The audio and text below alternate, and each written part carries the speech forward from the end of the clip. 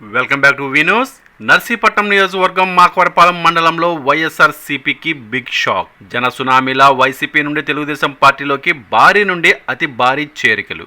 మామిడిపాలెం పంచాయతీ నుండి గుడివాడ నూకరాజు, కచ్చల అప్పలనాయుడు, పోతల రాంబాబు, పోతల నాగరాజు, బుద్ధా దేముడు, పైల అర్జున, అడిగర్ల సత్యబాబుతో పాటు మొత్తం 20 కుటుంబాలు తెలుగుదేశం పార్టీ రాష్ట్ర ప్రధాన కార్యదర్శి చింతకాల విజయ్ పసుపు కండవాలు వేసి పార్టీలోకి ఆహ్వానించారు. ఈ సందర్భంగా విజయ్ మాట్లాడుతూ ఏపీని రాజధాని లేని రాష్ట్రంగా చేసిన ఘనత వైసీపీ ప్రభుత్వం దక్కించుకుందని విమర్శించారు. జగన్మోహన్ రెడ్డి పథకాల పేరుతో రూపాయలు 12 లక్షల కోట్ల రుణం చేశారని అన్నారు. వాటిని తీర్చాలంటే ప్రతి దాని మీద పన్నులు వేసి ముక్కు పిండి వసూలు చేస్తున్నారని అన్నారు. విద్యార్థులకు అమ్మఒడి పేరుతో డబ్బులు వేసి బుడ్డీ పేరుతో నాణాల నుంచి ఆ డబ్బులు లాగేసుకుంటున్నారని విమర్శించారు. ఈ విషయాన్ని అందరూ గ్రహించాలని అన్నారు. రానున్న ఎన్నికల్లో ఎమ్మెల్యేగా పోటీ చేసే అయ్యన్నకు సైకిల్ గుర్తుపై, ఎంపీగా పోటీ చేసే సీఎం రమేష్ కు కమలం గుర్తుపై ఓటు వేసి గెలిపించాలని కోరారు. ఈ కార్యక్రమంలో టీడీపీ నాయకులు ఎర్ర పాత్రుడు, బీజేపీ నాయకులు ఎర్రం నాయుడు తదితరులు పాల్గొన్నారు.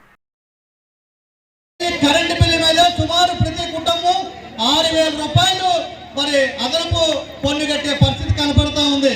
ఇవాళ గతంలో గ్యాస్ రేట్లు చూసుకుంటే 500 రూపాయలు ఉండేది, ఈవేళ 1,200 రూపాయలు అయింది.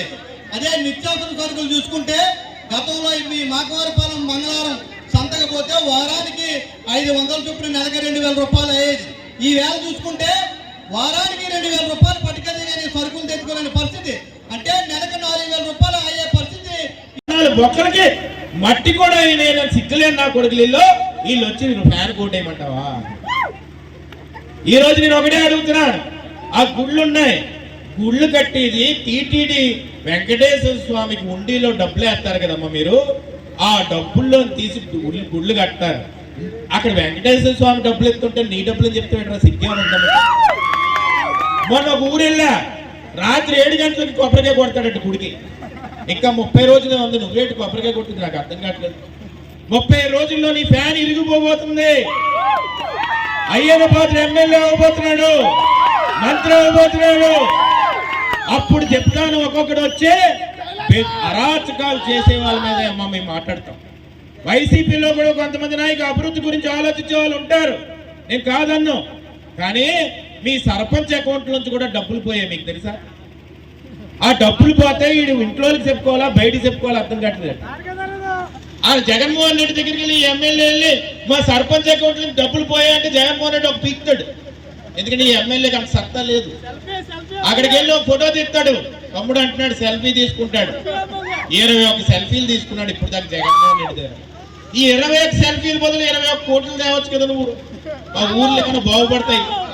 ఆ సత్తా లేదు. కానీ ఈ జగన్మోహన్ రెడ్డి దగ్గర కాళ్ళు మొక్కుతాడు, ఆత్మగౌరవాన్ని తాగడ పెట్టేస్తాడు, ఏదన్నా చేసుకుంటాడు. ఎందుకంటే ఇసుక వ్యాపారం చేసుకోవాలి, గ్రావెల్ వ్యాపారం చేసుకోవాలి, దందాలు చేసుకోవాలి. ఎందుకంటే ఈ టైం ఎంత 5 సంవత్సరాలు అయిపోయింది కదా. రేపు సూట్ కేసు తట్టుకొని బాబురాజు కొత్తపల్లి దొరుకుతాడు. ఈ బాబురాజు కొత్తపల్లి ఎక్కడుందమ్మా? మన నియోజకవర్గంలో లేదు, పక్క నియోజకవర్గం పాకిరాపేటలో ఉంది. ఆయన్ని పట్టుకోవాలంటే పొట్టులోని అడవిల్లోకి వెళ్ళాలి. ఇప్పుడు ఆయన ఎక్కడ పట్టుకుంటారు? అప్పుడు ఈ వైసీపీ నాయకులు కూడా దిక్కుచోతకి ఎక్కడికి వస్తారో తెలుసా? అయ్యన్న పాత్ర దగ్గరికి వచ్చి బాబు నాకు కష్టం ఉందని చెప్పుకుంటారు. ఎందుకు ఈ మాట అంటానో తెలుసా అమ్మా? మొన్న వాలంటీర్లు అందరినీ తీసుకెళ్లి నర్సీపట్నంలో ఒక మీటింగ్ పెట్టాడు. మీటింగ్ పెట్టి అన్నాడు, వాలంటీర్లు మీటింగ్కి రండి అంటే ఈ వాలంటీర్లు పాపం తెలియలేదు. అప్పుడు ఎమ్మెల్యే అనుకుంటున్నారు, ఎమ్మెల్యే పోయింది మొన్న 20 రోజుల క్రితం. ఈ ఎమ్మెల్యే గారు పిలిచారు కదా, వెళ్ళకపోతే బాగోదని చెప్పి వాలంటీర్లు అందరూ అక్కడికి వెళ్ళారు. వెళ్ళి కూర్చోబెట్టాడు. వాలంటీర్లారా మీకు ఏం అవ్వదు, మీకు ఎందుకు నేను చూసుకుంటాను.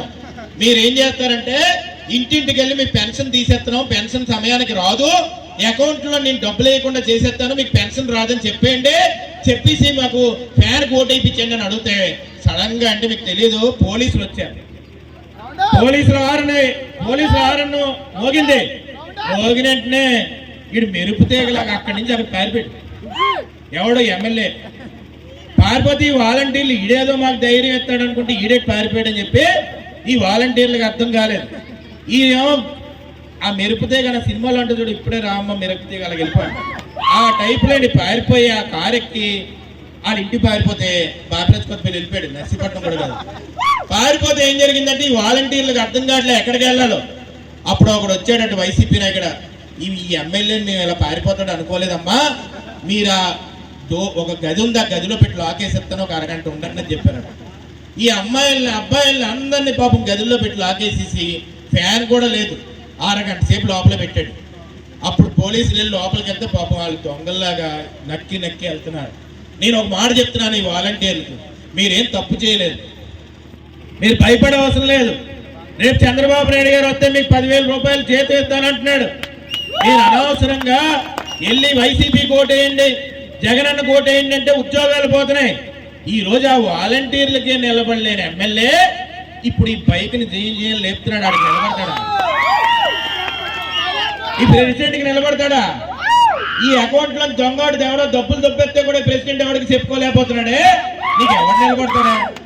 రేపు ఎమ్మెల్యే నిలబడతాడని మీరు అనుకుంటున్నారేమో, మిమ్మల్ని నడి రోడ్డు మీద పెట్టాడు పారిపోతాడు, రేపు మిమ్మల్ని ఎవడు కాపాడుతాడని మీరు ఒకసారి ఆలోచించుకోవాల్సిన అవసరం. ఈ 30 రోజులు నిరంతర వార్తా సమాచారం కోసం మా వి న్యూస్ ఛానల్ సబ్స్క్రైబ్ చేయండి. నోటిఫికేషన్ కొరకు బెల్ ఐకాన్ని యాక్టివేట్ చేయండి.